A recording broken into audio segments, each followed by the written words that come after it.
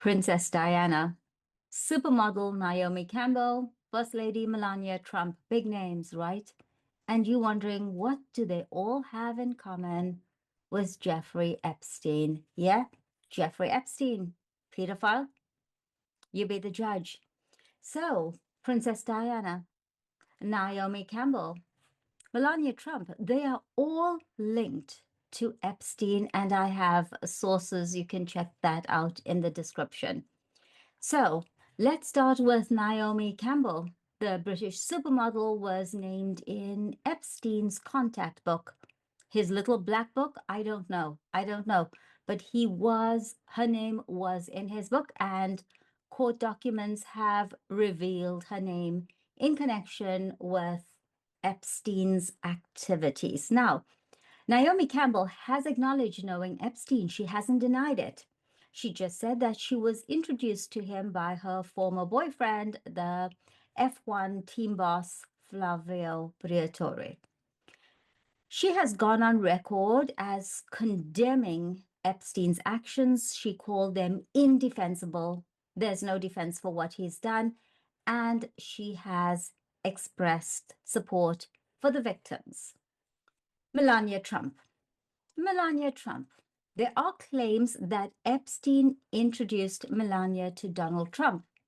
Now, these claims have been strongly denied by the Trumps, by both Donald Trump and Melania. In fact, she even threatened legal action over these allegations. There was a biography about her where these claims were then removed. However, there are photos of the Trumps socializing with Epstein in, I think, in the late 1990s. Okay. But there's no confirmed evidence linking Epstein to their initial meeting, to their first meeting. If you work with Donald Trump, are friends with Donald Trump, or just generally associate with Donald Trump, you are bound to be screwed over by him. It is a lesson everyone close to Trump has learned, and no one has learned it in a harder way than Elon Musk. Now, of course, after their civil war, the explosion of their relationship, Donald Trump went after Elon Musk's businesses, but he is also now going after him personally because after the release of the Ghislaine Maxwell tapes with Todd Blanche went public, new information about Elon's relationship with Jeffrey Epstein is blowing up everything he has ever said, as Donald Trump clearly has his sights set on his new nemesis and old pal. And Princess Diana, how does she fit into this picture? Well, in a 2025 interview, Ghislaine Maxwell claimed that Epstein may have been introduced to Princess Diana at a high-profile London event somewhere in the 1980s, and this was arranged by Princess Diana's really close friend, Rosa Monckton. Ghislaine Maxwell, we'll get into her later because she's stirring up all kinds of drama. Well, she suggested that it could have been a setup date, though she cannot confirm if the meeting actually took place.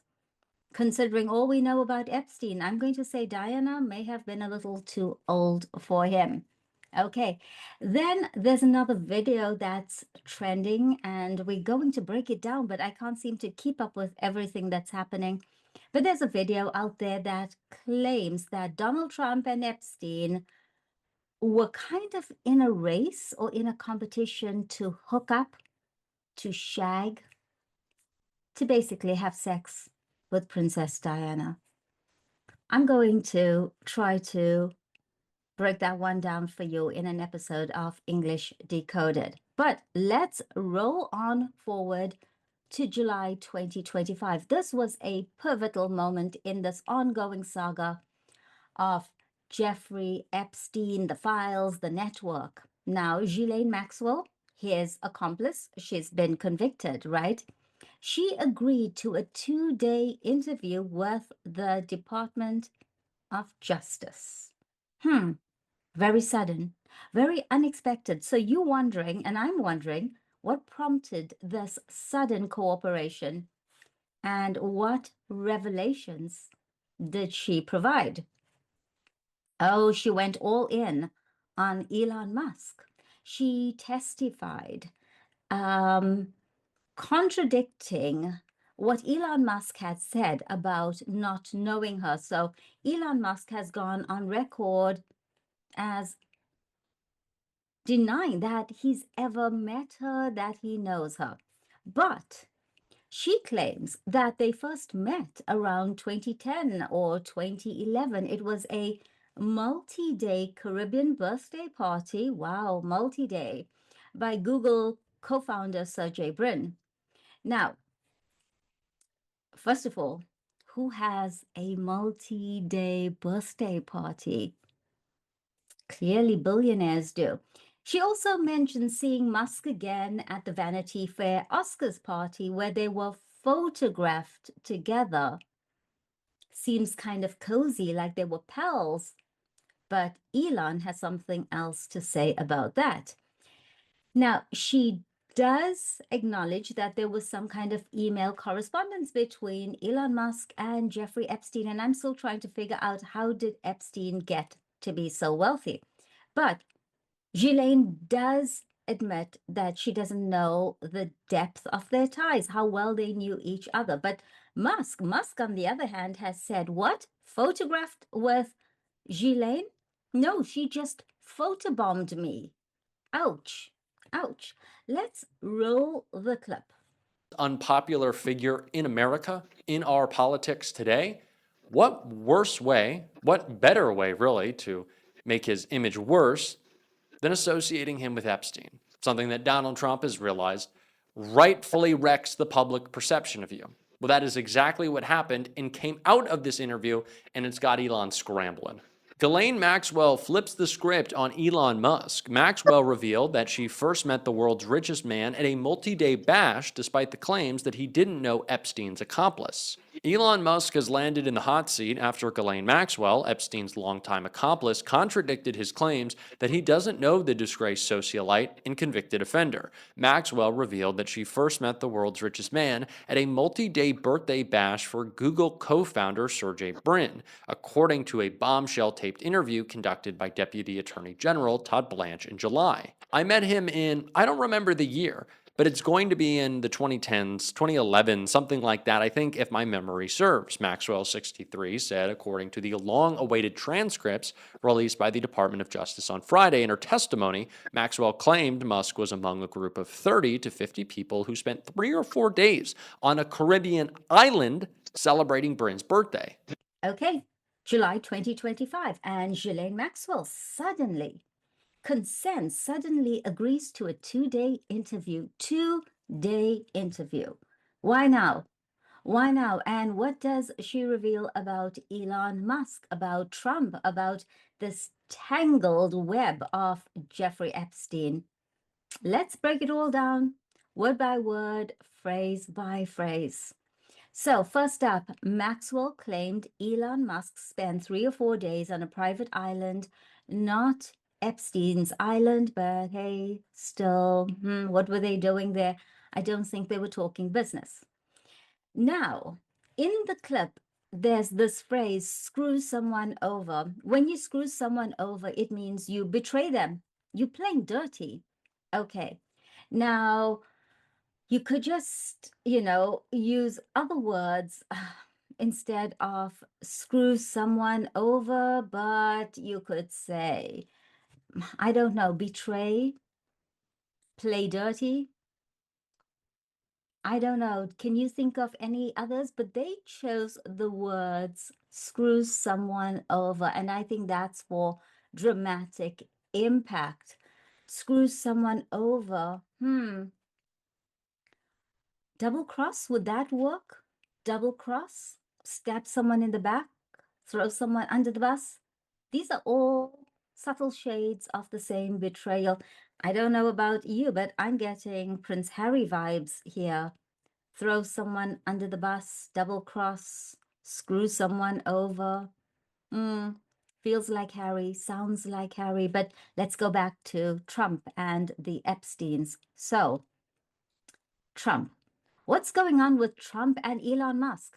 Is this the same Elon Musk who funded his campaign for $198 million? Apparently, Trump is now going after Elon Musk. How do you spell betrayal? Uh, but I don't know what's really going on here. Um, why has Trump set his sights on Elon Musk? Why has Elon Musk gone from best friend with his son flying on Air Force One to rival to Nemesis? What went wrong? It seems like Trump has set his sights on his rival. Now, that's a hunting analogy, right? You set your sights. It's focused, it's deliberate, it's strategic. It's targeting him, but set one's sights on someone. Ooh, that is strong. The word choice tells a whole different story. It's about the intensity. So he could have said, look, he's targeting Musk, he's focusing on Musk, he's pursuing Elon Musk, but instead he said he has set his sights on Elon Musk. That's the image of a rival, not a rival, sorry, a rifle, a rifle with a scope, laser focused. And then there's this idea of Trump and Elon Musk, and it's a civil war. Civil war. Well, first of all, it can't really be a civil war because Musk is what? South African Canadian? Okay, civil war would be within the same country, but wait, we're not really talking about an actual war. I mean, that's what we call sarcasm, and I'm here for it. I love it. I love it. So he's kind of mocking this clash between Musk and Trump. It's not an army marching, okay, but it is kind of a civil war. They're in the same country. Look, he could have said a big confrontation, but sarcasm, ooh, sarcasm is sexy. Sarcasm makes it punchy. Sarcasm takes it to a whole other level. Now, like I said, civil war, he could have said, ooh, big clash, serious fight. Sarcastic gives you that exaggeration. Ooh, it's a civil war. Yeah, that sarcastic exaggeration is, let's be honest, it's dramatic, it's sexy. And then this blow up, blow up. We're not talking about fireworks on New Year's Eve. No, this blow up, it's this concept of an escalation. It seems like there's a meltdown, there's a crisis, and each word carries its own energy. So, yeah, you can know words, but when you truly want to express yourself, you have to choose the right words. And that's where we go from rival to enemy to nemesis. Oh my gosh, nemesis. Do you have a nemesis? The ultimate rival. So suddenly, Elon, who funded the Trump campaign for $198 million, is Trump's nemesis in this whole new narrative. Now, instead of saying nemesis, which is pretty strong, right? It's pretty dramatic. What are some other things we could say? Enemy, adversary, okay. Foe, F-O-E, nice one. But nemesis, ooh, nemesis adds drama. It adds to the story. It adds a whole other layer. So nemesis, yeah, rival, foe, adversary, antagonist, nemesis. Which one resonates with you? I have to admit, nemesis is kind of interesting. And then there's this concept of flip the script. Now, flip the script, it's a classic phrase. You're going to hear it all the time because it seems to be very trendy nowadays. It just means reversal. Reversal. They just flipping the script on the narrative. They've turned things around, they've changed tactics. But when we say flip the script, I mean, it's got that poetic rhythm to it, kind of nice, and it's more cinematic, more dramatic. Flip the script, more impact. Flip the script, change the narrative. Flip the script, got to say, I like this one. And then there's this concept of Learn a lesson. Learn a lesson. He needs to learn a lesson. Hmm. What exactly do you mean when you say you need to learn a lesson? It's kind of a veiled threat. It is. It's a veiled threat. It's kind of saying you will regret this. Pay attention. Take notice. You need to learn a lesson. Now, what I'm going to say here is that each phrase that we have decoded today, it carries tone. It's not just a bunch of letters put together. It's not just, ooh, this is B1 or this is C1 or C2. No, it has its own tone, it has its own intention, and it gives you subtle clues about what's really happening. For example, he's my enemy, he's my foe, he's my nemesis. Feel the difference? Hear the difference? So, what do you think? Has Trump really set his sights on Elon Musk? Or is all of this just typical Trump drama? And Maxwell, Ghislaine Maxwell, the woman who basically found all of these young girls for Epstein, are her claims credible? By that I mean, can we trust her? Why the sudden 2-day interview? I really want to know what's going on. But for you, what vibe do you pick up from all of the words that I've used and the words that were used in the clip? Does it sound like sarcasm? Does it sound like threats? Does it sound like straight up manipulation? Or is it just reporting? I'd love to know. Drop your thoughts in the comments below. Also, I would like to know which of the phrases that we've covered today grabbed you the most. For me, it's nemesis. I've known this word all along. I've got to say there's something very interesting about it. It's also part of the history of the word, where it comes from. Now, remember, language isn't just communication. It's not just a bunch of words with the correct grammar construct. No, no, no. Language is strategy, which is why we decode English, because every word, every phrase, every sarcastic twist tells a story.